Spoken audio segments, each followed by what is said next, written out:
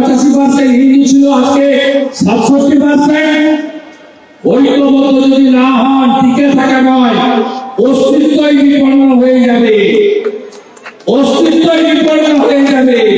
596টা মন্দির বাংলাদেশে ভেঙেছে এইরকম একজন সন্ন্যাসী, মণ্ডিত মস্তক, গেরুয়া বসন করা, গলায় তুলসী মালা, মাথায় শ্বেত চন্দন, মাথার পিছনে শিখা, যিনি অন্ন গ্রহণ করেন না, প্রসাদ গ্রহণ করেন।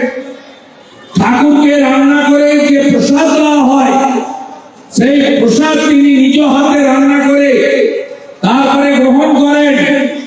কার্তিক মাসকে যিনি দামোদর মাস হিসেবে পালন করেন, একাদশী, পূর্ণিমা, অমাবস্যা যিনি পালন করেন, যিনি গোবর্ধন পুজো করেন, গরুকে গো মাতাকে পুজো করেন, তাকে আজকে বিনা বিচারে আটকে রাখা হয়েছে বাংলাদেশে চিন্ময় কৃষ্ণ দাস প্রভুকে। তাই আপনারা সবাই হিন্দুরা, সনাতনীরা ঐক্যবদ্ধ হবে।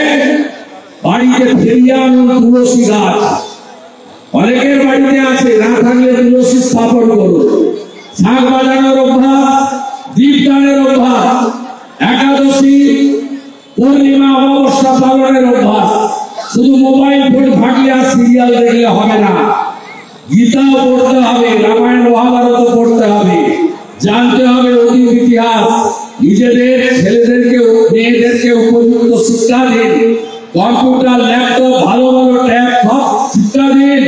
সাথে সাথে ভারতীয় সংস্কৃতি, সবচেয়ে প্রাচীনতম ধর্ম হিন্দু ধর্ম, সনাতন ধর্ম, যার আদিও নেই অন্ত নেই, তার নাম সনাতন, তার শিক্ষাও শিক্ষিত করে আমাদের আগামী প্রজন্মকে তৈরি করুন। এই প্রার্থনা রেখে সারস্বত সম্মেলনের উপবিষ্ট ভক্তমন্ডলী আয়োজকদের কৃতজ্ঞতা জ্ঞাপন করে আমি আমার কথা এখানে শেষ করলাম। গৌরতাই প্রেমানন্দে, গৌরতাই প্রেমানন্দে।